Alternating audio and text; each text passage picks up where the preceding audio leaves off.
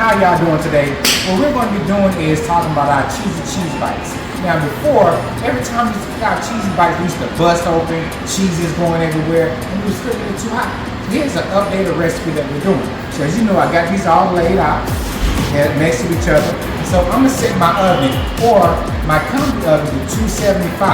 That's gonna be very important to set it to 275. Try to start off with a preheated oven.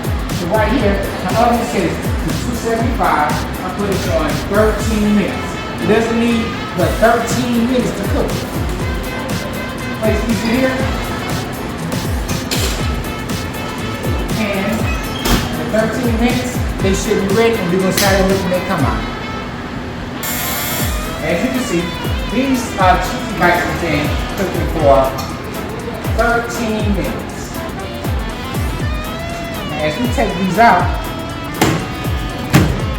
they look very nice. The cheese is not going everywhere. You're gonna have a little bit of cheese popping out. This is how you really want them to look. And you just tray them up and you're ready to go.